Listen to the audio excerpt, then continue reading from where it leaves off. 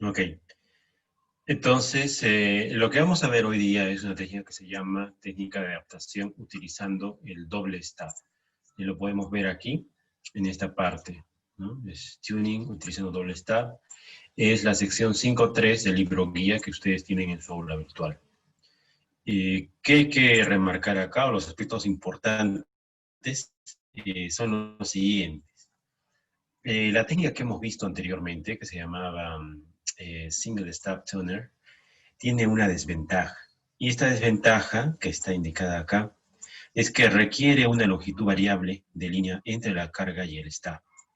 ¿Qué quiere decir esto? De que con el single stop nosotros teníamos la carga en este lado, teníamos además el, un pedazo de línea que tenía una distancia d de dado, y luego de esto venía el stop en paralelo, que tenía una forma más o menos así, ¿no? O él estaba en serie, en todo caso, no hay problema, pero la técnica de single stop tenía esta forma, más o menos. Y nuestras variables eran la distancia y la longitud, entendiéndose que distancia era el espacio geométrico de este primer segmento, todo esto que está aquí, distancia d, y la longitud hace referencia a toda esta parte de aquí, ¿no? La longitud L. Sin embargo, hay algunas aplicaciones en las que este señor que estamos viendo acá, este D, no debe ser fijo. O sea, cuando yo quemo un circuito y quiero tunearlo, por ejemplo, conviene hacer que D sea variable, ¿ya? Yo puedo quemar una placa con D y L, pero luego necesito, bien sea reacomodar las dimensiones del circuito o tunearlo nuevamente, de manera que obtenga la misma adaptación, pero si tengo un D fijo, entonces es un poco complicado. Entonces, para vencer esa dificultad, ¿no? Eh, que tenemos, nosotros vamos a utilizar esta técnica del doble stop, ¿ok? Y para ello vamos a colocar esta técnica de acá, ¿ya? El texto nos dice, cuando queremos ajustar un tuner, es un problema utilizar el single stop y tenemos que utilizar el doble stop. ¿Cómo funciona el doble stop? Tiene dos modalidades, ¿ya? Una modalidad de funcionamiento, o bueno, la forma en la que originalmente fue concebido, es esta de aquí, es la forma original del doble stop, donde podemos ver de que nuevamente tenemos nuestras variables, la distancia d, pero esta vez tenemos dos longitudes, L1 y L2, ¿no? Esos tres elementos que he marcado son las líneas de adaptación. Ese es el doble stop, D de dado, L1 y L2. ¿Ya? Entonces, de la geometría podemos ver de que en realidad pues hay dos de estos elementos, pero tenemos un valor añadido, que en este caso es de que toda esta distancia de aquí es una distancia cualquiera. Yo la puedo cambiar, mover, lo que me dé la gana, porque el papel de acción, los tres elementos que he colocado en rectángulo. ¿Ya?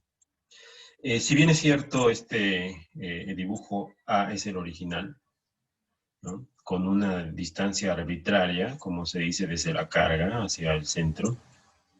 El circuito equivalente al original, con la carga transformada al primer stop, es el que se ve en la figura B. Significa de que para simplificar el estudio de este señor de aquí, se ha decidido hacer un circuito más sencillo, que es este de acá.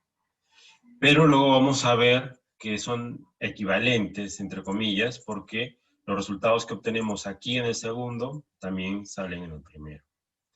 Entonces nosotros vamos a empezar nuestro estudio utilizando este esquema donde tenemos de L1 y L2 y la carga pegada a la línea de transmisión. Entonces vamos a estudiar el caso B. Ya vamos a ver cómo funciona esa técnica de adaptación. Entonces cerramos este elemento de aquí y vamos a ver un poco de literatura. Dice, el doble stop utiliza dos stops de adaptación en posiciones fijas. Dice, estos tuners o stops generalmente se fabrican de líneas coaxiales y con stabs conectados en paralelo a la línea coaxial principal. Entonces, lo que nos está diciendo aquí de que los elementos que hacen la adaptación son estos de acá, el L2 y el L1. Y se cumple que hay una distancia fija entre L1 y L2. Eso es lo que nos dice aquí. Luego se nos dice de que el stab que se muestra en las figuras también se puede simplificar, como ya hemos dicho, con la figura 5.7b, en el que la carga está pegada. Entonces vamos a ver un ejemplo de este caso. En la carta Smith hay una solución que se nos pone, vamos a explicar. Hace referencia a la figura 5.8 y a la forma de operación de este stab. Entonces vamos a ver aquí. Suena un poquito complejo al principio, pero vamos a hacerlo en simulador y va a ser más fácil. ¿Ya? Un segundo, por favor.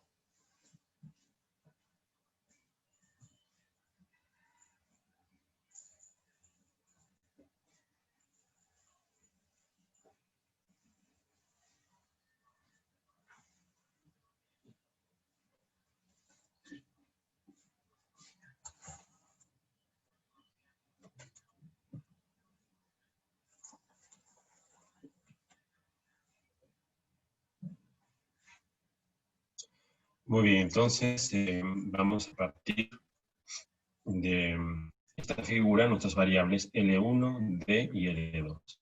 Vamos a la parte inferior y vemos aquí. Nuestra carga, bajo estudio, es ZL, ¿no? Pero nosotros lo podemos representar por su equivalente en admitancia, YL. ¿Sí? Entonces, empezamos de ahí nuestro punto de partida. Y nuestro objetivo va a ser llegar al centro, ¿no? Tenemos que llegar aquí. Entonces, lo que tenemos que ver, ¿qué es lo que sucede en el primer trayecto?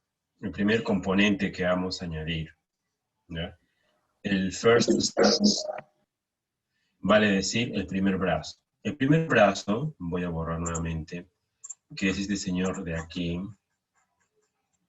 este señor que está acá, con su longitud L1, tiene que cumplir un rol.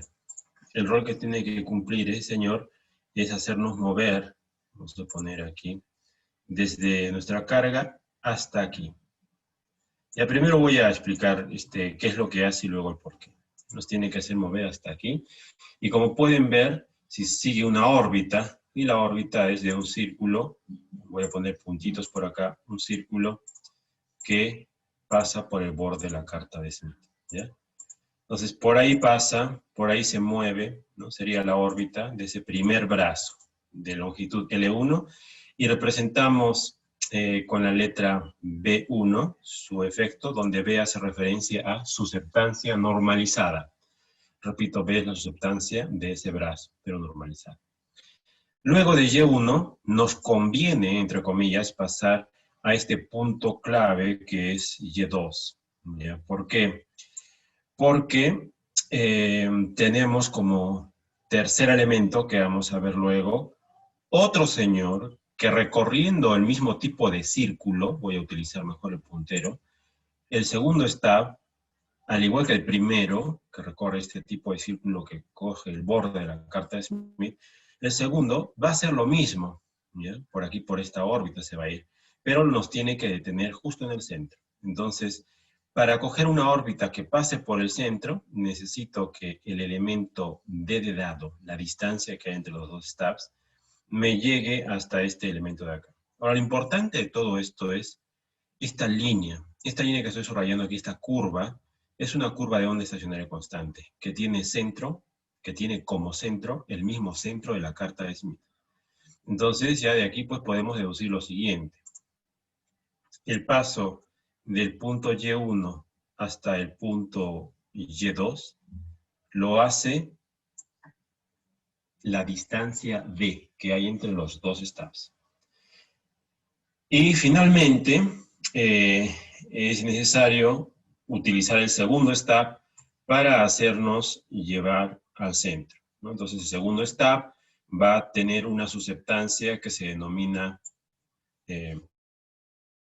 equivalente, bueno, 2, y esa susceptancia es la que va a hacernos llevar justamente al centro de la carta de Smith.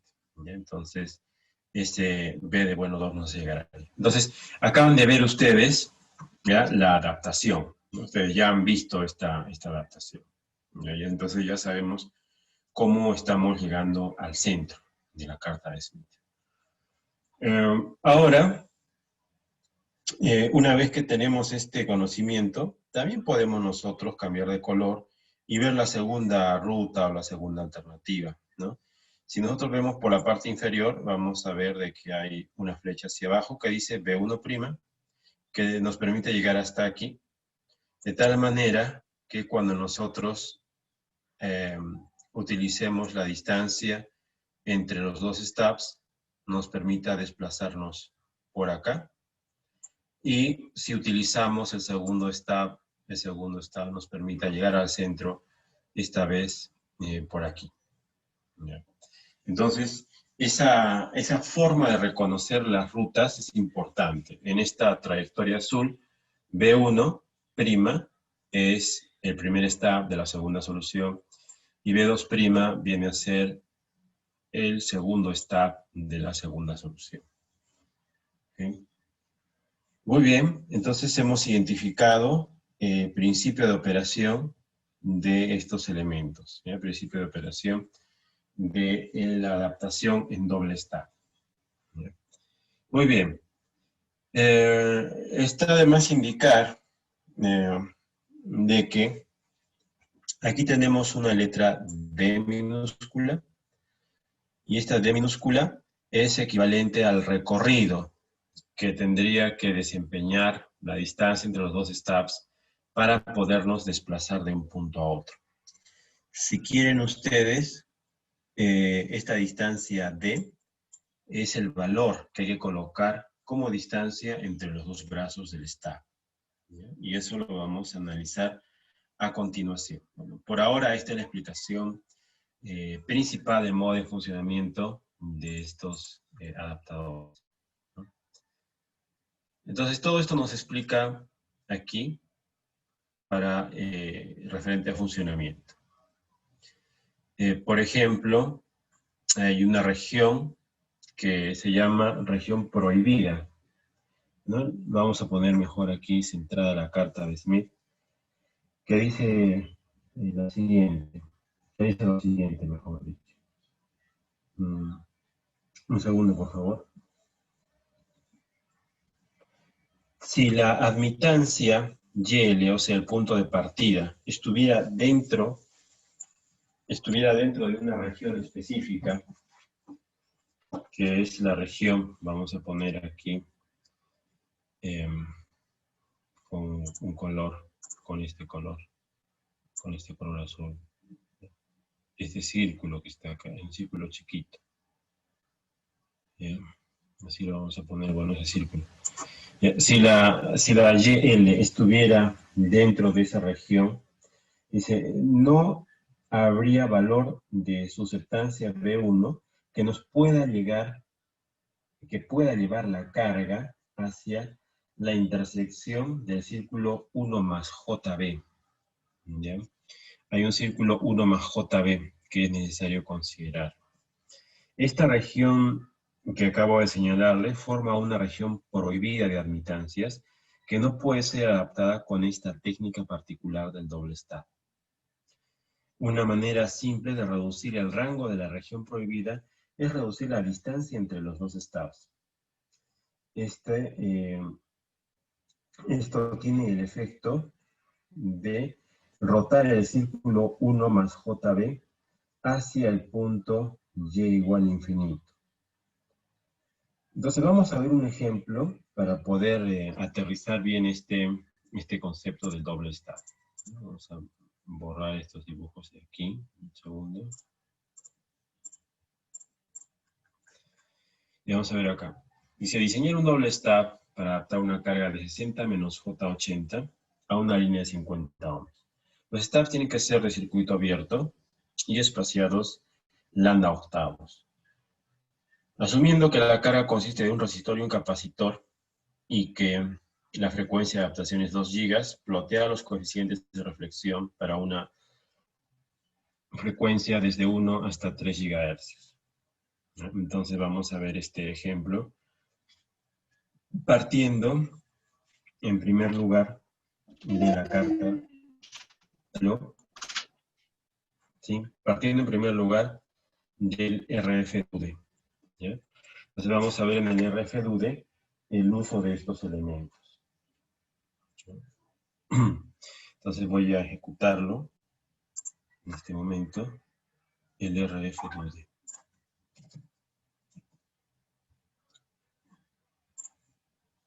Ok. Entonces, el enunciado anterior nos habla de un problema de 60 menos J80, entonces tenemos que colocar en una línea de transmisión y una frecuencia.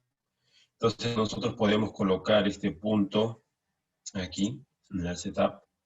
Vamos a colocar un punto que va a ser 60 menos J80.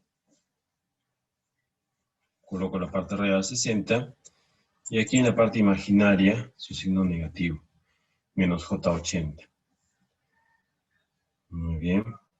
Añadimos, ok. En la carta de Smith vamos a darle, como siempre lo hemos hecho, los círculos de admitancia. Damos ok. Los tenemos aquí. Muy bien. Luego se nos dice que tenemos que añadir estos stubs de manera que estén espaciados lambda octavos. ¿Ya? Y nosotros vamos a utilizar nuestro primer elemento, que va a ser nuestro stub, o sea, un stub en paralelo en circuito abierto, que está representado por esta figura que están viendo acá. Y es un stub en paralelo en circuito abierto. ¿Ya? Y nosotros le vamos a dar un valor arbitrario para poderlo obtener a través de la optimización. Siempre nosotros, recordar, consideramos que un lambda son 360 grados. ¿Ya? Entonces vamos a darle un valor arbitrario de 30, por ejemplo. ¿Ya? Aquí, de 50 ohmios, le damos 30 acá. Tenemos un efecto. Podemos darle un valor más pequeño, vamos a decir de 3. Podemos decirle además un valor más grande, vamos a poner de 150. ¿No? Y como ven, la trayectoria es una órbita que va por un círculo pegado en la carta de Smith. Pero esta vez va pegado al círculo, el círculo va pegado al extremo izquierdo de la carta de Smith. ¿Por qué? Porque en el libro se trabaja con admitancias, ¿vale? Es decir, es como que la carta de Smith que tenemos de impedancias normalmente ha sido utilizada para plotear admitancias, pero nosotros ahora con el RFDUD trabajamos directamente con admitancias, entonces es lógico que nuestras órbitas pasen por los círculos de admitancia constante. Muy bien, entonces ahora vamos, que ya sabemos la órbita por donde se mueve, nosotros podemos dar un valor cualquiera, en este caso vamos a darle 30 grados. Tenemos un movimiento hasta ese punto. Después de esto viene una distancia, que el problema nos dice que es un dato, es una constante, lambda octavos. Vamos a revisar el enunciado del problema aquí. El problema nos dice lambda octavos. ¿Ya? Entonces, significa que esa distancia D, ¿no?, entre esos dos estados es un lambda octavos, y tenemos que aplicar la regla de 3, ¿no es cierto? 360 es un lambda. Si fuera lambda cuartos, sería 90.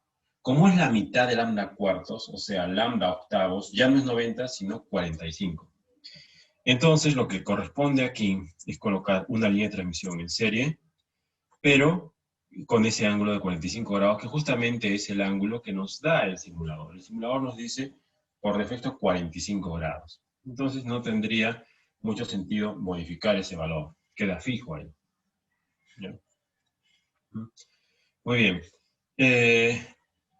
Antes de continuar, lo que quiero hacer, porque el problema nos pide plotear desde 1 hasta 3 GHz, ¿no? Nos puede plotear las características de RF de 1 a 3. Quiero hacer resaltar de que estamos trabajando ahorita a una frecuencia de 1 giga, ¿ya? Eso no es grave, luego lo podemos cambiar a 2, etc. Muy bien, entonces, luego de ese stub en serie viene el stub en paralelo. El segundo stub en paralelo, entonces corresponde añadir este elemento aquí. Y este elemento es el que nos tiene que hacer una operación para lograr la adaptación, ¿no?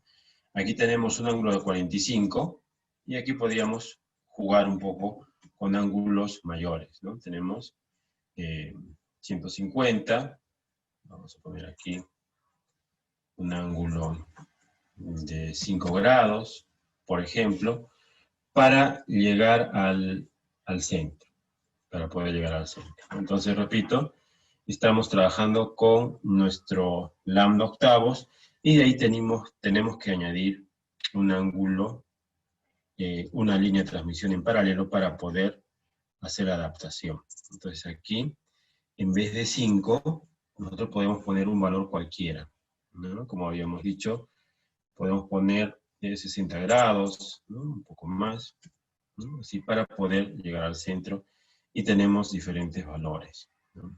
Entonces, vamos a poner un valor más grande, 150, empieza a subir y podemos hacer la optimización del circuito, ¿ya? Entonces vamos a ver aquí diferentes ángulos, ¿ya? Un segundo, por favor.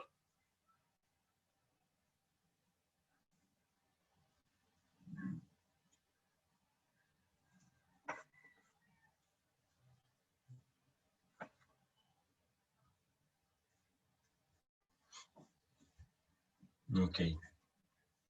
Entonces, aquí ustedes lo que van a hacer como tarea es utilizar el FRDUD para cambiar la frecuencia, de manera que pueda ser la frecuencia que nos dice el libro, de 2 GHz, y poder hacer la adaptación hasta el punto deseado, ¿ya? Entonces ese va a ser el ejercicio a desarrollar, ¿ya?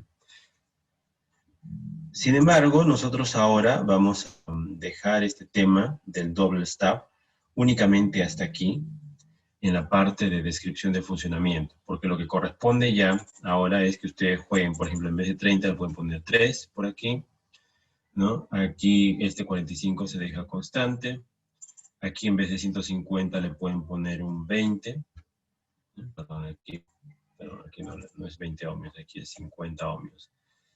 Y aquí en vez de 150 le pueden poner 50 grados, ¿no? De manera que puedan tener una mejor adaptación, ¿ya?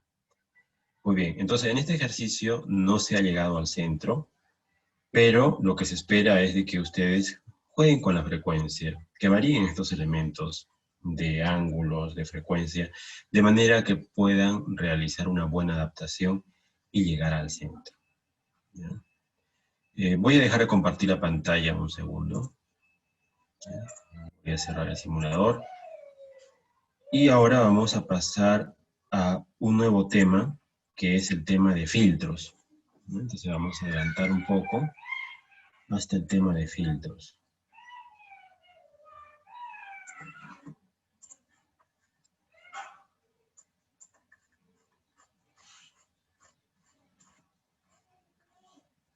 Un segundo, por favor.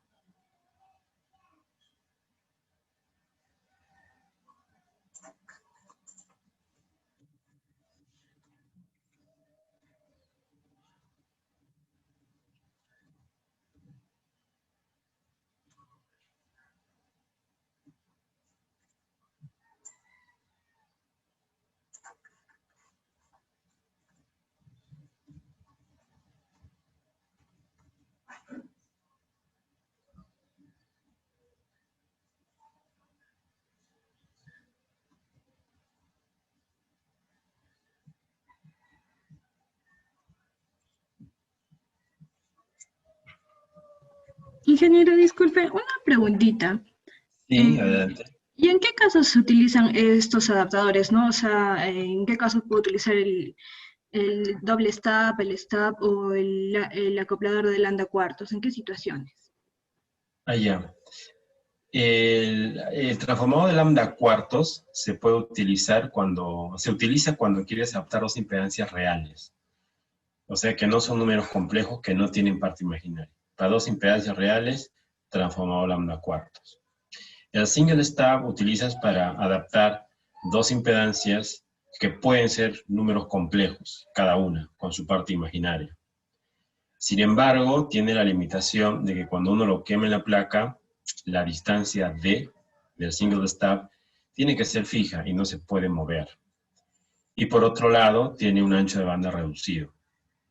Cuando uno quiere lograr más ancho de banda y hacer que la distancia entre la carga y la radioadaptación sea variable, hay que utilizar el double stub.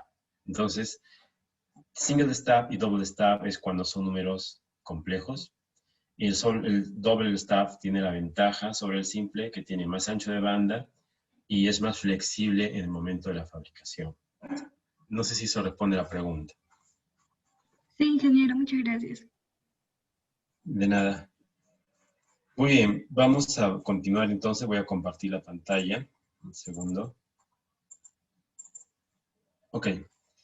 Vamos a ver el diseño de filtros a partir de un concepto que se llama filtro prototipo paso bajo normalizado. Ya vamos a ver de que estamos en la sección, en el capítulo 8 del libro guía, y vamos a tocar una fuente, vamos a tocar un tema que nos va a decir cómo diseñarlo, y vamos a ver únicamente las ecuaciones más importantes, ¿ya? Entonces, esta es la sección más importante, que es el diseño de filtros por el método de pérdidas de inserción. Entonces aquí, lo que hay que trabajar son las ecuaciones de caracterización del filtro, pero no todas, sino las más importantes. Por ejemplo, hay un parámetro que se llama la razón de pérdida de potencia, que se define como el cociente entre la potencia disponible de la fuente y la potencia entregada a la carga. Es una división, como pueden ver, y si le tomamos el logaritmo, lo multiplicamos por 10, nos da una magnitud que se llama insertion loss. ¿Ya? Básicamente viene a ser como la potencia útil sobre la potencia transmitida al filtro. Todos los filtros tienen una función de transferencia que está expresada en forma de polinomios. Vamos a ver esta figura. Esta figura nos representa el comportamiento de un filtro. En este caso es uno que se llama máximamente plano y otro que tiene igual rizado. Ambos paso bajos. Ya en este caso vamos a ver en esta figura que el filtro de igual rizado es esta forma ondulada que vemos por aquí. La forma ondulada viene por aquí y tenemos el comportamiento del filtro. En cambio, el filtro máximamente plano es este que viene por acá. ¿Ya? Low pass, o sea, pasa abajo, como lo indica aquí, se debe a que esta curva presenta unas pérdidas reducidas, bien pequeñas, en la zona de baja frecuencia. ¿Ya? Entonces, y bueno, presenta más pérdidas en la zona de alta frecuencia, lo cual es el comportamiento típico de un filtro paso bajo. No pérdidas o muy pocas en bajas frecuencias, y si hay más pérdidas en altas frecuencias.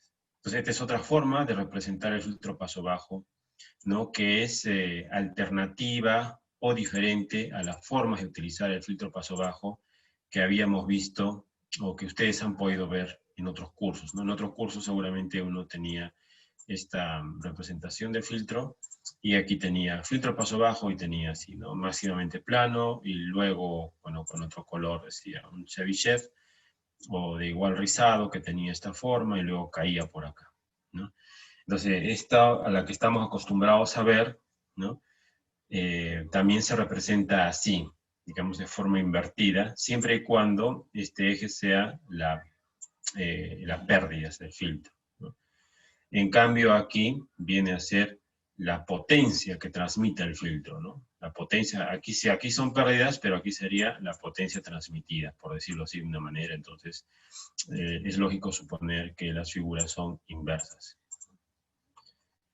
Muy bien, entonces, luego de recordar esta expresión, vamos a pasar a un concepto que se llama prototipo de filtro paso bajo, ¿ya? Vamos a ver que los filtros se van a diseñar a partir de unos circuitos básicos denominados prototipos paso bajo. Un prototipo paso bajo es un circuito que tiene solamente dos elementos, una L y una C. En este caso se denomina de orden 2 porque tiene dos elementos reactivos, una inductancia y un condensador. Y los elementos de la derecha y de la izquierda son la carga y la fuente respectivamente. Importante notar que la resistencia de fuente se ha hecho igual a la unidad porque se parte del concepto de que el filtro prototipo es normalizado con respecto a la impedancia. Normalizado significa resistencia 1, tanto como en el generador. Entonces, hemos definido el concepto de prototipo, de filtro prototipo, y ahora vamos a ver los diferentes tipos de filtro prototipo que hay. Esa figura que hemos visto antes se puede representar por esta primera figura, así, hasta aquí, si quieren, cuando es de orden 2. Pero nada impide de que yo lo haga crecer y diga filtro de orden 3, cuando le añado un condensador más. Y tampoco nada impide de que yo añada un elemento por aquí, así, una bobina, y diga, ahora todo esto es filtro de orden 4, prototipo siempre.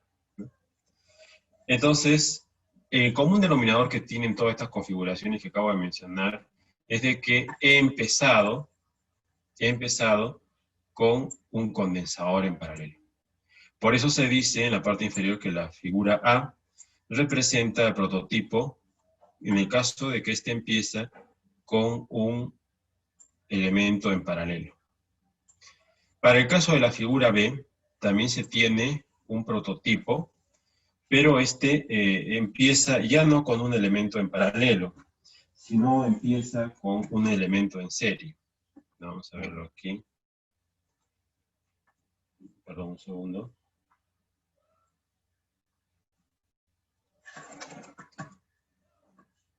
Empieza con un elemento en serie que es la bobina, como pueden ver aquí. Si fuera así, sería orden 2 solamente. Si fuera así, orden 3. Y lo puedo hacer crecer indefinidamente. ¿Ya? Por eso se dice de que la parte B empieza con un elemento en serie. Entonces hay dos tipos de filtro prototipo. Uno con elemento en paralelo y otro con elemento en serie. Muy bien, borro los dibujos. Ahora, es importante fijarnos en el orden, en los valores de los componentes, ¿no? Los valores, en el caso de la figura A, tienen un condensador que dice C1 igual a G1, L2 igual a G2. ¿De dónde salen esos valores? Salen de lo siguiente. Siguiente postulado. Los filtros que se están mostrando a continuación tienen una propiedad. Son prototipos. ¿Y qué significa ser prototipo?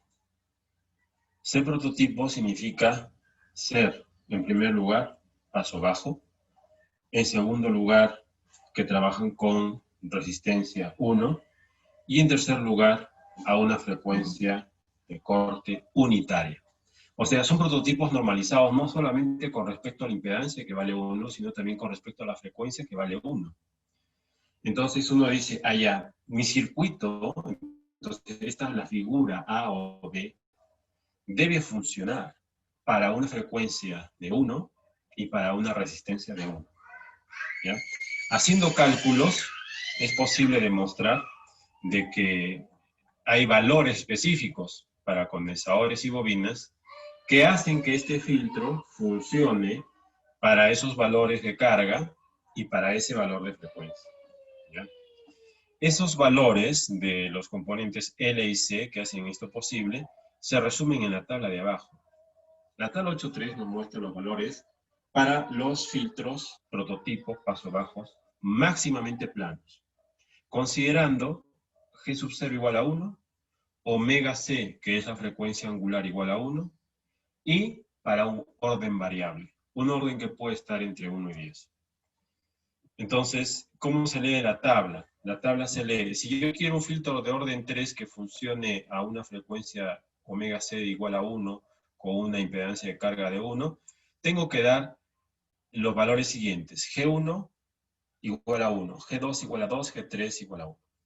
Si yo quiero otro filtro que funcione de orden 5 esta vez, que funcione igual, lo mismo, que sea un filtro prototipo paso bajo con frecuencia de corte 1 de orden 5 con impedancia de carga 1, un ohmio, entonces tengo que darle esos valores a las variables auxiliares G1, G2, G3 hasta G6. Es importante ver una cosa, de que el orden del filtro, representado por la letra N mayúscula, es el número de elementos LC que se ponen, que en este caso sería 1, 2, 3, 4, 5. Y este señor de aquí, ¿saben qué es? Este señor de aquí es la carga, ¿ya? La carga. Si ustedes se dan cuenta, en toda la tabla, la carga tiene el valor de 1. O sea, esa diagonal siempre es 1. ¿Por qué? Porque para cualquier orden de filtro, la carga es unitaria, por definición de prototipo paso bajo. ¿Ya?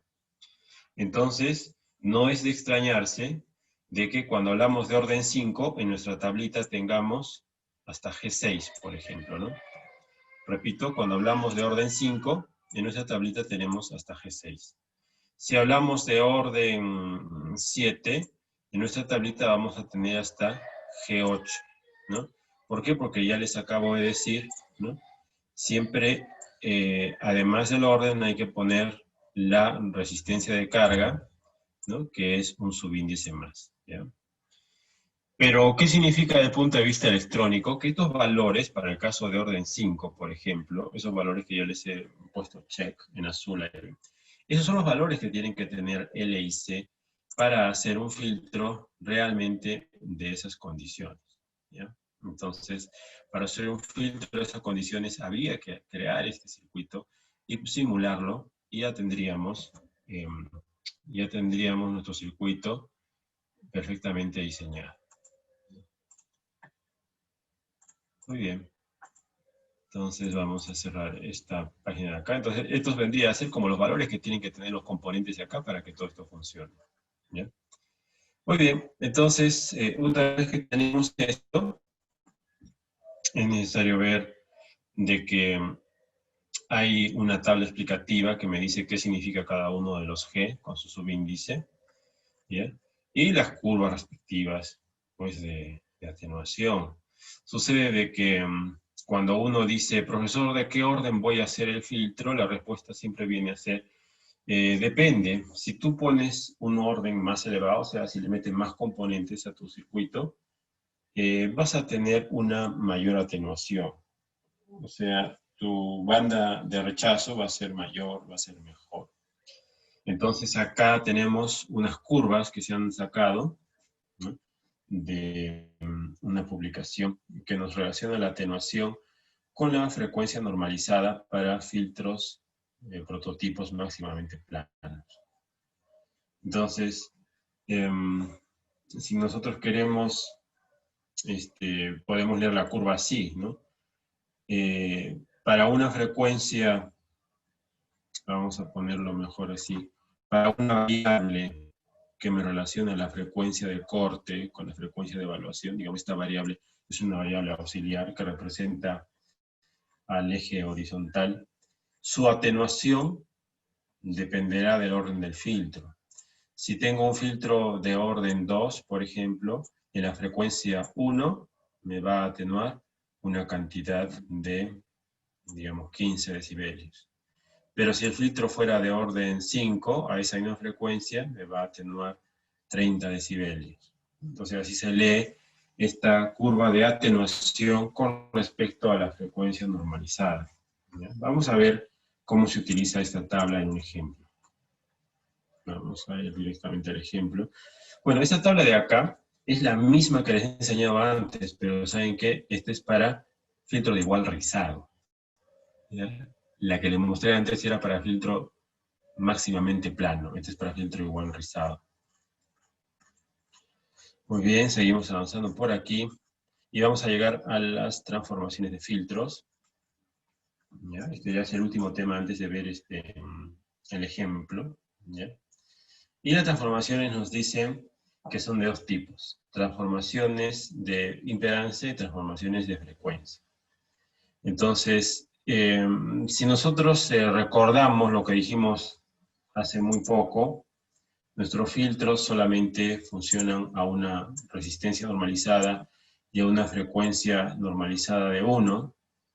La pregunta es, bueno, eso es en la teoría, porque en la teoría nadie va a trabajar con una frecuencia de una resistencia de un ohmio, y tampoco con una frecuencia de 1 radián por segundo, ¿no? Ustedes saben que omega es igual a 2πf, ¿no? Si 2πf es igual a 1, entonces f va a ser menor que la unidad, ¿no? Frecuencia de 0,6 hercios.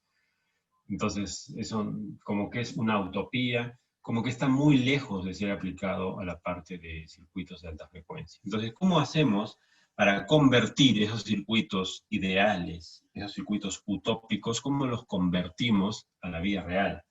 Para convertirlos a circuitos de alta frecuencia, hay que hacer dos pasos. Hay que escalarlos en impedancia, para que trabajen con 50 ohmios, y hay que escalarlos en frecuencia. Para convertir nuestro circuito, para escalarlo a 50 ohmios, lo único que hay que hacer es lo siguiente. Hay que utilizar estas ecuaciones de acá, que nos dicen lo siguiente. En el circuito prototipo, o sea, en el esquemático que les he mostrado, la inductancia de la vía real que vas a usar va a ser la que has calculado de la tablita, pero multiplicada por el valor de impedancia normalizada con la que tú quieres trabajar. O sea, si tu sistema es 50 ohmios, hay que multiplicarlo por 50. Otra regla. Si en tu circuito tú tienes un condensador calculado con la tabla con un valor C y lo quieres llevar a la vida real, divídelo entre tu impedancia característica, sea 50, sea 75, y ese valor va a ser tu valor de condensador en la vida real. Si tú quieres que tu circuito además funcione en condiciones reales, además de esas dos transformaciones o escalamientos, tienes que, en vez de poner tu resistencia de fuente de un ohmio, métele de frente la resistencia característica de 50 o 75 ohmios que consideras.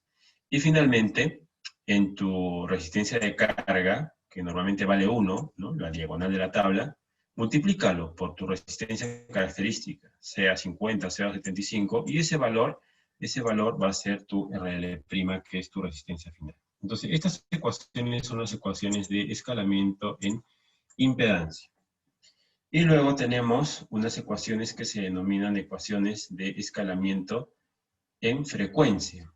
Entonces, ¿qué significa frecuencia? Lo explica claramente aquí. Vamos a dar lectura. Dice, escalamiento en frecuencia para filtros paso bajo. El filtro que les he dicho antes es un filtro paso bajo, ¿ya? A frecuencia de 1 hercio, ¿no? De 1 radián sobre segundo. Para cambiar la frecuencia de corte de un prototipo paso bajo, desde la frecuencia unitaria hasta una frecuencia de corte, hay que escalar la frecuencia del filtro por un factor 1 sobre omega c, que se obtiene reemplazando omega por omega sobre omega c. Entonces dice, la ecuación que hay que utilizar para hacer el escalamiento de frecuencia es esta de acá, ¿no? Reemplazar omega por omega sobre omega c. ¿Ya? Esta ecuación la vamos a tomar ahorita simplemente como, vamos a poner como un dogma, si quieren ponerlo así, porque vamos a ver, por ejemplo, cómo es que calcula esta frecuencia, ¿ya? Pero la idea es de que nuestra frecuencia hay que reemplazarla por omega sobre omega c, ¿ya? Entonces, donde omega c es la frecuencia a la que realmente quiero trabajar. Por ejemplo, si me dicen diseña un filtro paso bajo a 2.4 GHz, entonces mi omega C va a ser 2.4 GHz. ¿Ya?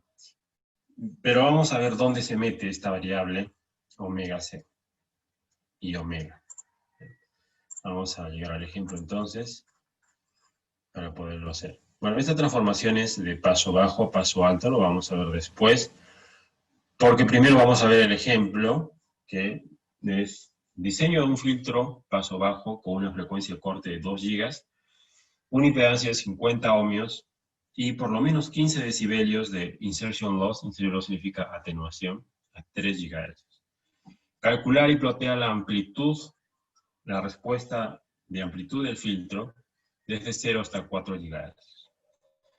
Eso vamos a hacer. Entonces, ¿qué dice acá? Dice, primero hay que encontrar el orden del filtro máximamente plano para satisfacer el criterio de pérdida de inserción. Entonces, aquí, si ustedes se dan cuenta, el enunciado me dice frecuencia de corte 2 GB, impedancia 50, 15 decibelios de inserción, y después me pide cosas, pero no me dice de qué orden va a ser. Entonces, para encontrar el orden, es necesario utilizar la tabla.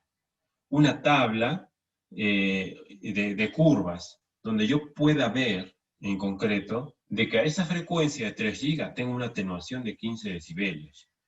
Repito, tengo que buscar la curva en la que vea yo de que a la frecuencia de 3 GB que me dice el problema, aquí 3 GB, tengo una atenuación de 15 decibelios. Entonces, esa curva ya se las había mostrado yo. Y esa curva relacionada, era una familia de curvas. Y esa familia de curvas en el eje horizontal tenía una formulita, que era omega sobre omega C menos 1.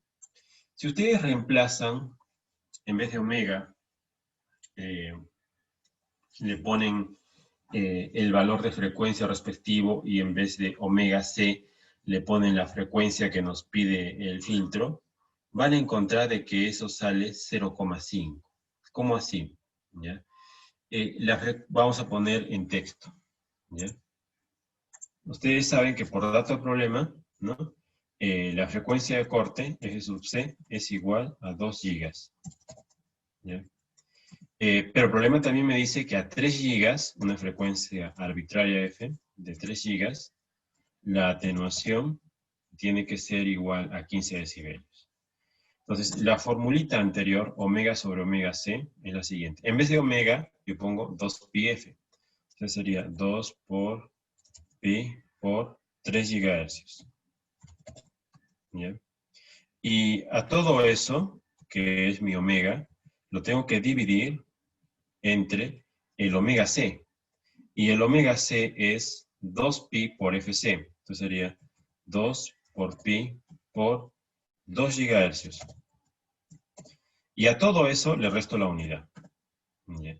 Entonces, cuando ustedes quieren hacer esta operación, al toque se dan cuenta de que 2pi con 2pi se cancela, que las unidades gigahercios también se cancelan, y que solamente queda 3 medios. Y 3 medios es igual a 1.5. 1.5 menos 1 es igual a 0.5. Ese 0.5 es lo que me dice el problema aquí. Ese 0.5 da explicación a este número que sale de aquí. ¿Ya? Ahora, de la figura 8.6, nosotros vamos a ver que n es igual a 5. ¿Qué significa eso? O sea, ¿para qué hacemos esto? Repito una vez más, para hallar el orden del filtro. ¿Pero qué tiene que ver eso? Entonces vamos a decir, recordemos de que yo les enseñé una figura que en el eje vertical había atenuación, en el eje horizontal había frecuencias, en base a la fórmula que he encerrado ahorita, la fórmula que he desarrollado ahorita, y ahí en una familia de curvas me decía el orden de los filtros. Entonces quedémonos por favor en este momento con lo siguiente, que omega sobre omega C menos 1 es igual a 0,5. ¿Ya? Quedémonos con ese dato. Y sobre todo, quedémonos con el dato de que debe haber una atenuación de 15 decibelios. Entonces, ahora vamos a ir a la curva de la figura 8.26. Entonces, ¿cómo es esto de aquí? Vamos a la figura 8.26 y vemos, bueno, 8.26 aquí, ¿no? De que para ese valor que hemos calculado de 0,5, correspondiente a esta expresión, existe un número asociado. El 0,5 en efecto está aquí. Ahí está el 0,5.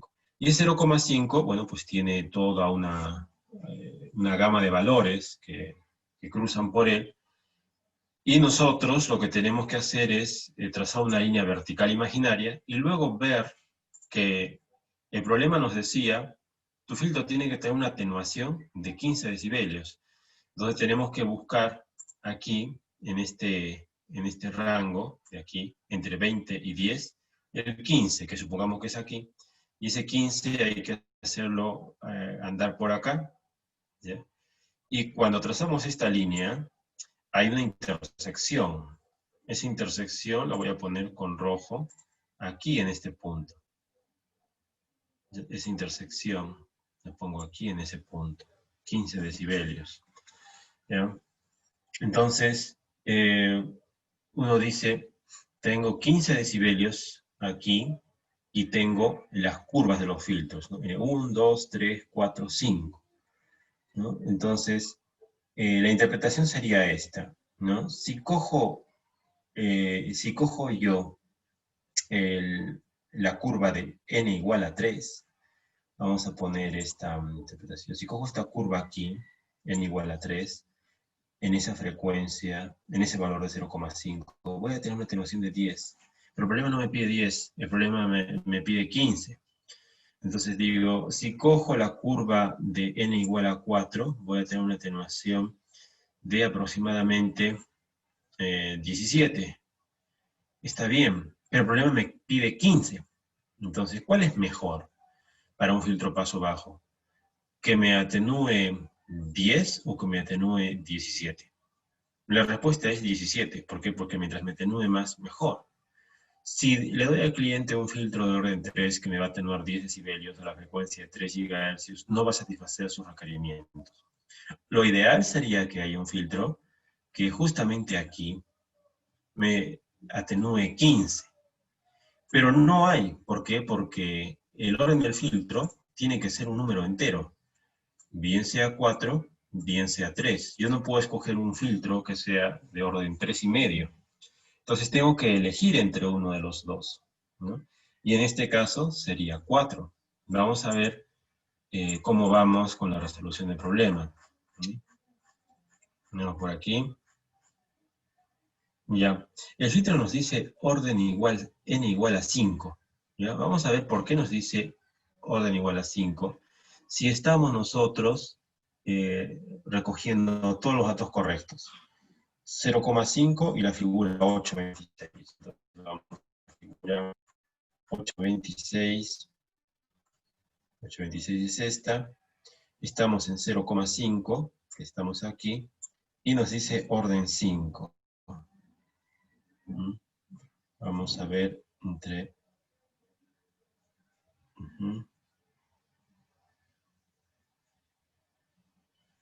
Yo pienso que sería orden 4. De hecho,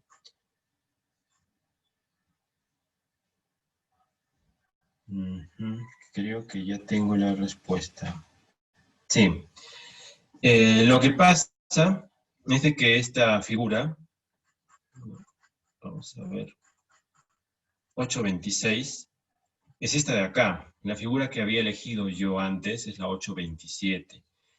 La que hay que elegir es la 826. ¿Por qué? Porque este es para filtros máximamente planos, que es lo que nos dice el enunciado del problema. La 827 era para filtros, como ven acá, de igual rizado, o sea, otro tipo de filtros, Chebyshev. Entonces la figura 826 es esta de acá. Esta es la que hay que elegir y lo voy a hacer de nuevo. Cogemos nosotros el valor de 0,5. Vamos a poner el valor de 0,5 aquí, que hemos calculado con esta fórmula. Por encima de ese valor de 0,5 trazamos una línea recta, así, vertical. Luego vemos las intersecciones de esta curva, ¿no es cierto? Si fuera orden 3, tendríamos una atenuación muy pequeñita, que sería de 11 decibelios. Si fuera orden igual a 4, n igual a 4, tenemos otra atenuación que no es 15, está menos de la mitad. Y si tenemos 5, ahí sí la hacemos, ¿ya? Con orden 5 tenemos una atenuación que es superior, ¿ya? Voy a repetir una vez más, si quieren. Vamos a elegir el orden, ¿no? Entonces el orden, si elijo orden 3, o sea, tendría que coger primero el 15, ya vamos a hacer eso. Primero el target que nos dice el problema. El problema nos dice que el fabricante quiere una atenuación de 15, ¿ya? Entonces cogemos tema así, ¿ya? 15. Después decimos cuál es el que se le parece más. Y cambiamos de color y decimos, bueno, si cogiera el orden 3, no voy a satisfacer lo que me pide el cliente. No. Si cojo el orden 4, voy a estar un poquito por debajo. No la hago tampoco. Vamos a poner un poco más preciso tal vez aquí. Si escojo el orden 4, estaría más o menos por aquí. No llego a 15. Estoy debajo de 15.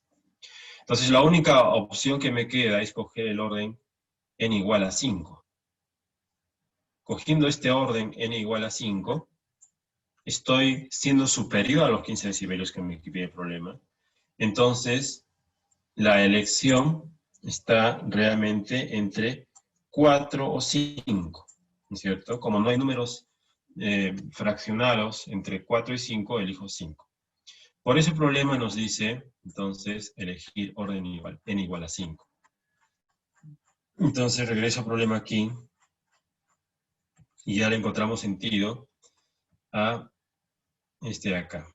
Orden igual a 5, n igual a 5. ¿Ya? Entonces, recordar de que hemos obtenido el orden, y con ese orden tenemos que ir a otra tabla, que en este caso la tabla 8.3, para sacar los elementos de los valores G. Vamos a colocar aquí. Para sacar todos estos valores de aquí tenemos que ir a la tabla 8.3. ¿Ya? Y esa tabla la vamos a encontrar acá.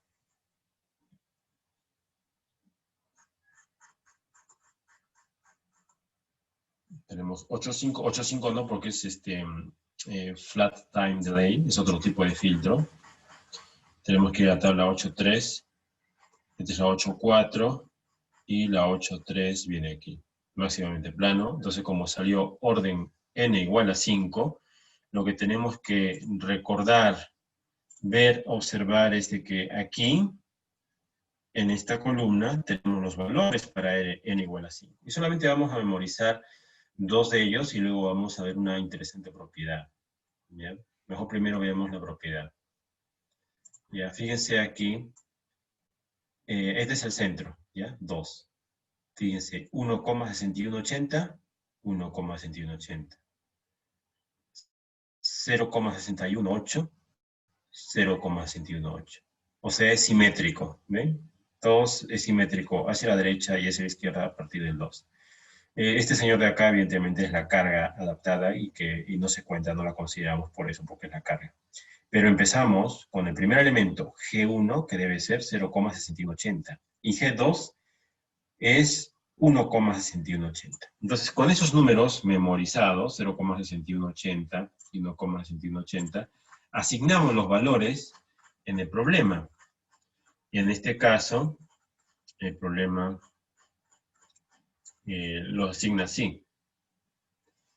Este señor de aquí, vamos a poner aquí, este señor de aquí es el G1. Siempre el primero que empieza es el G1. Entonces G1 es ese de acá. ¿Ya? Eje 2 es este de acá. Eje 3, que vale 2, es este condensador del centro. Eje 4 es este de aquí. Y eje 5 va a ser este de aquí. Estos van a ser las posiciones de G, pero a esos valores de G hay que escalarlos y hay que normalizarlos, ¿no? O sea, si yo pongo el filtro prototipo normalizado, yo tendría que decir que C1' vale 0, o sea, el primer condensador en paralelo vale 0,618 faradios, lo cual es un número muy grande, es irrealizable. Y tendría que decir que la bobina siguiente es 1,618 henrios. O sea, las unidades, señores, son las mismas, condensador, faradios y bobina henrios. Entonces, es normal, porque este tipo de filtro, prototipo paso bajo normalizado, siempre se cumple de que los valores de G están en faradios o en henrios. Pero no se preocupen porque como hay que escalarlo en frecuencia y en impedancia, luego vamos a aplicar unas ecuaciones que nos van a permitir calcular los valores directos, los valores finales de condensador y bobina para un filtro en aplicaciones reales. Pero por ahora, yo les digo simplemente de que hay que asociar, ¿no? G1 con el primer elemento, G2 con el segundo, etcétera, etcétera. Pero vamos a ver que, por ejemplo, el valor real de C1', vamos a poner aquí, este señor aquí, este C1', que está acá, su valor real es este de acá. Y uno dice, ¿y qué tiene que ver esto con las ecuaciones? ¿No? ¿Qué tiene que ver esto con las ecuaciones de escalamiento de impedancia o las ecuaciones de escalamiento de admitancia? ¿No? ¿Cuál es la relación entre estas dos? Entonces aquí tenemos que aplicar los conceptos que hemos visto, y lo mismo acá, ¿no? Los conceptos que hemos visto a lo largo del curso. Entonces, ¿qué quiere decir esto? Vamos a poner el caso de la bobina. Mira, voy a ponerlo así con letras. La impedancia de la bobina, XL, es igual a omega L.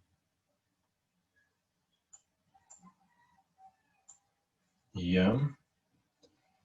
Por un lado, ¿no? Por otro lado, habíamos visto que en las ecuaciones para hallar los valores de las bobinas, L', el valor final, era igual a R sub 0 por L, ¿no es cierto? Entonces, esas son dos ecuaciones que hay que considerar. Y luego habíamos visto también que el escalamiento de frecuencia es omega, se reemplaza por omega sobre omega c.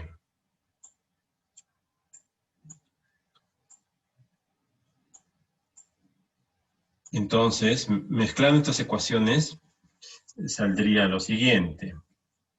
Vamos a ver. Un segundo, por favor.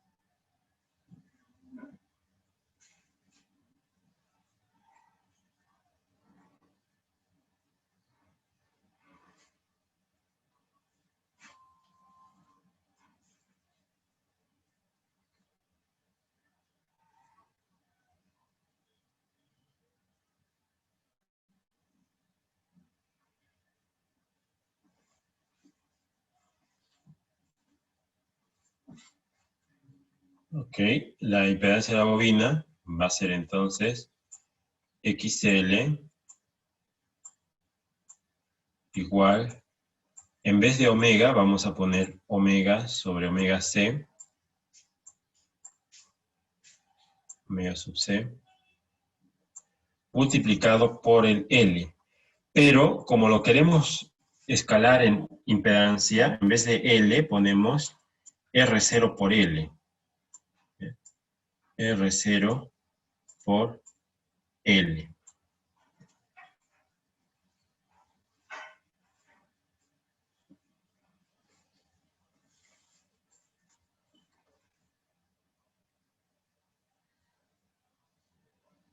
Y todo esto que está acá va a ser el nuevo valor de nuestra bobina. Lo que quiere decir de que, y si yo multiplico, vamos a poner aquí, acá arriba mejor, si yo multiplico 50 por L, el L de la tabla, que era 1,6180,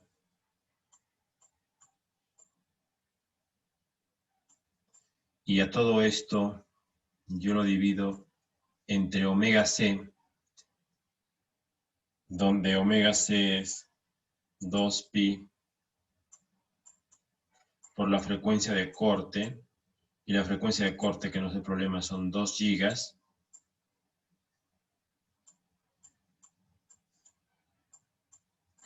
se debe obtener este número de acá.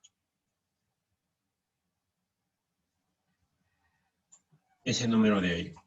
Entonces yo voy a sacar la calculadora para hacer esta operación.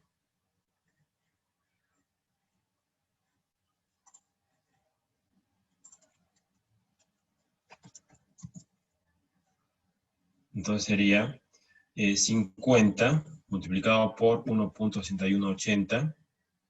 Todo eso lo divido entre 2pi, sería 6,28. Por la frecuencia, he puesto, sí, por la frecuencia que es 2 gigas, 2 por 10 a la 9, cierro el denominador y doy igual. Y me sale 6,441 nanos. Entonces, este resultado que está aquí, vamos a poner aquí, este número de aquí, es este número de acá. ¿Ya? De ahí sale. Entonces, lo que van a hacer ustedes como experiencia, como ejercicio, en estos minutos de clase, es, utilizando el mismo razonamiento que acabo de hacer para la bobina, van a hacer el mismo razonamiento para el condensador. ¿Ya? O sea, usando, vamos a poner con flecha, usando todo esto que hemos hecho acá, ¿no? Todo este procedimiento desde aquí hasta acá abajo, todo eso. Si ustedes lo aplican para el condensador, ¿ya?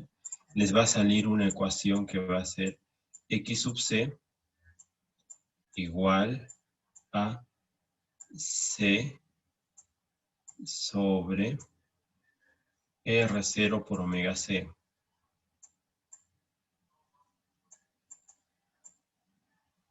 ¿Ya? Y bueno, evidentemente, pues, todo esto va a ser una demostración análoga a esta. O sea, si ustedes aplican todo lo que yo he usado acá al condensador, van a poder hallar, perdón, aquí, voy a borrar esto aquí, van a poder hallar que su valor de condensador es esto de aquí. Este de aquí va a ser su nuevo valor de condensador, ¿ya? Y si ustedes usan esa fórmula, les tiene que salir acá. Todos los valores de bobinas y de condensadores salen, bien sea de esta fórmula de acá, para el caso de bobinas, o bien sea de esta fórmula de acá, para el caso de condensadores. Entonces ustedes tienen dos tareas. Uno, demostrar esta ecuación en base a lo que yo he explicado para la bobina. Y dos, verificar cada uno de estos valores de condensador y de bobina que hay en sus problemas. ¿Ya? Si ustedes hacen eso, ya están preparados para su siguiente evaluación. ¿Ya? ¿Alguna consulta hasta ahora?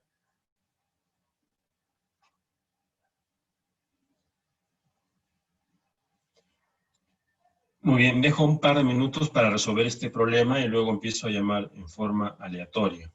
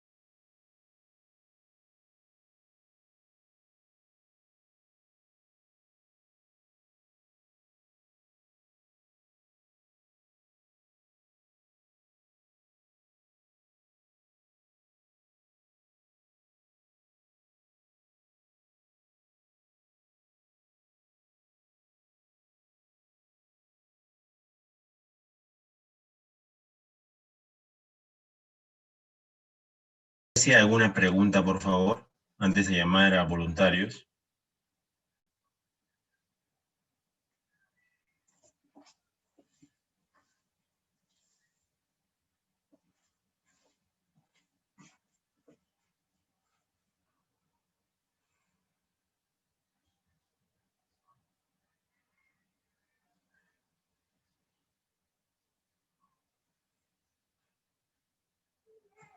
Muy bien, ¿algún voluntario, por favor, que quiera compartir sus resultados?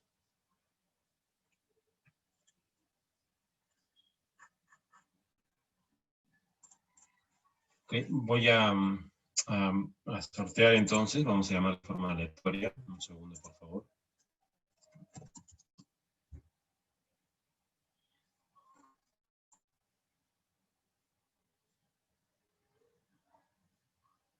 Muy bien, generamos entonces un número aleatorio, que viene a ser el 4. Entonces vamos a ver. El cuarto asistente de la lista es Efraín Huanca. Por favor, al micrófono.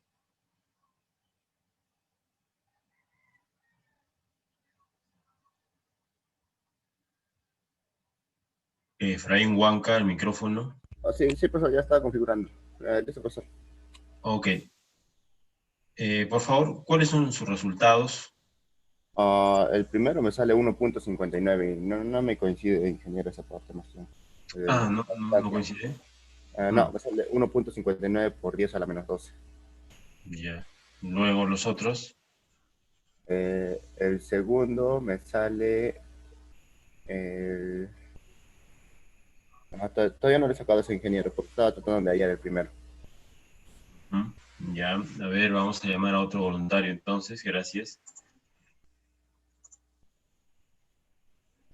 Número 9.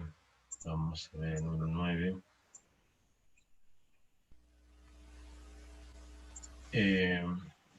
Ronald A, por favor, al micrófono.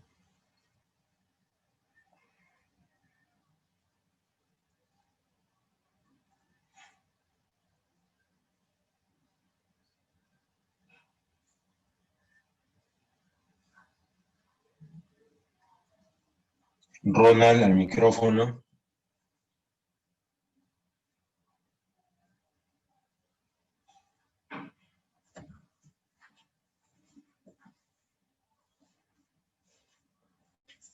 A ver, Roberto Collanque, por favor, al micrófono.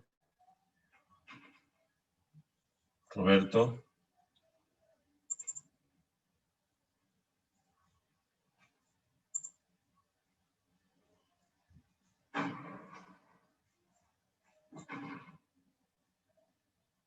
Bueno, no se encuentra Ronald, no se encuentra Roberto. Luis Condori, al micrófono, por favor. Sí, ingeniero, ¿me escucha? Sí, adelante. Por favor, sus resultados. Sí, para la primera capacitancia, para el primer capacitor, me sale 0.984 picofaradios. O sea, sí coinciden los valores. Y para el tercero, 3.18 picofaradios.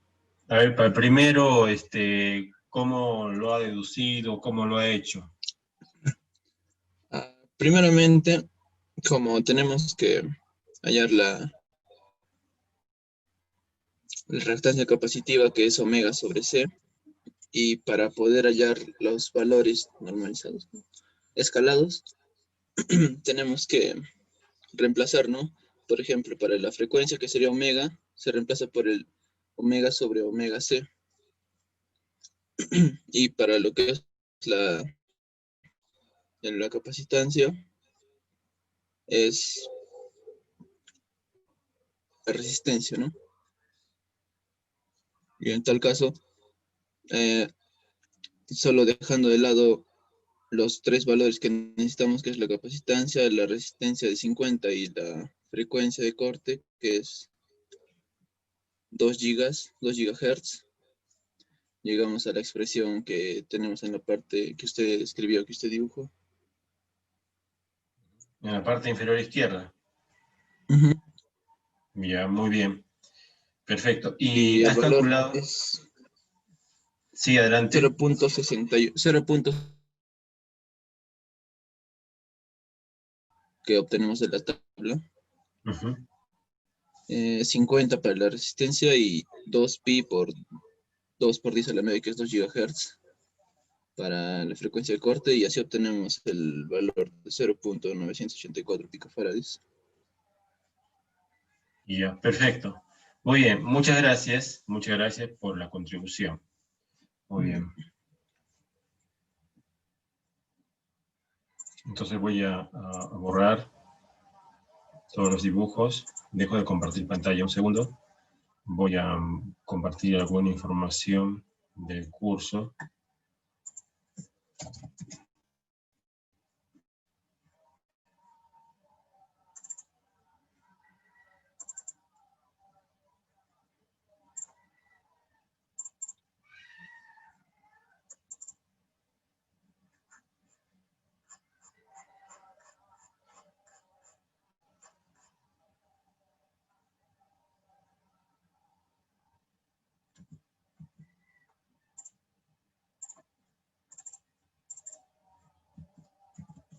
Muy bien, simplemente para hacerles recuerdo de que ya muy pronto vamos a estar dando la segunda evaluación parcial, ¿no? La fecha de evaluación va a ser el 20 de noviembre.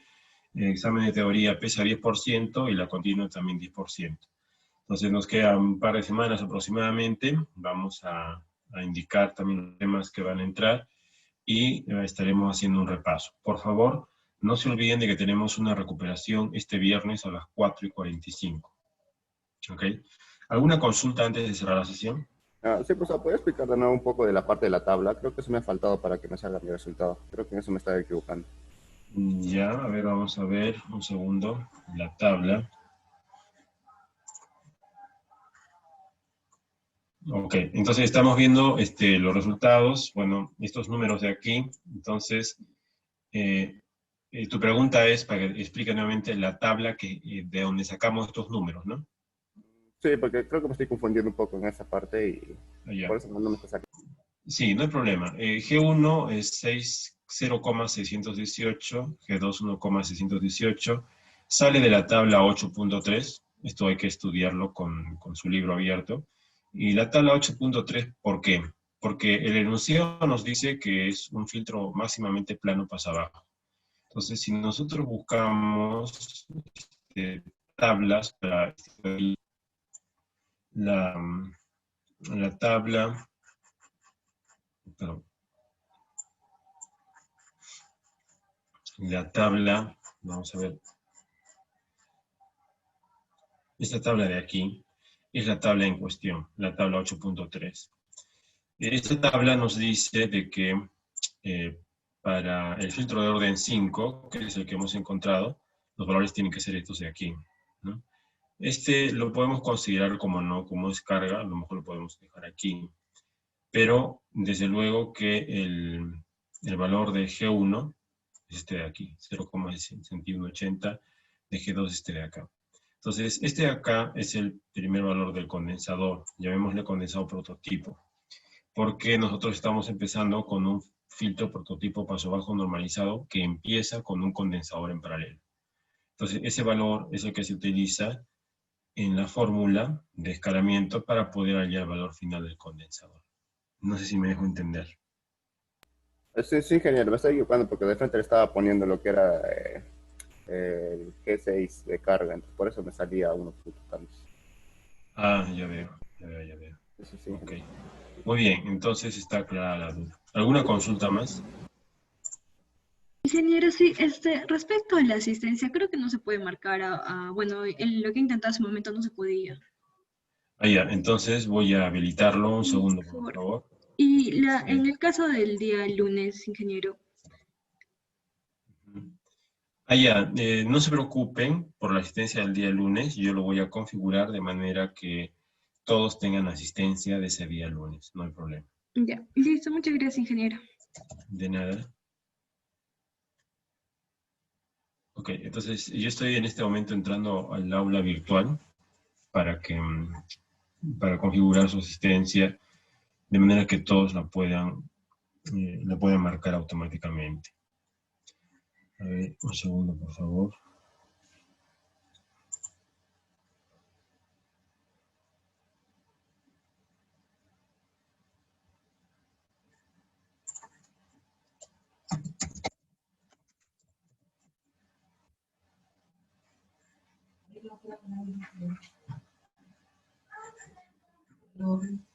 Sí.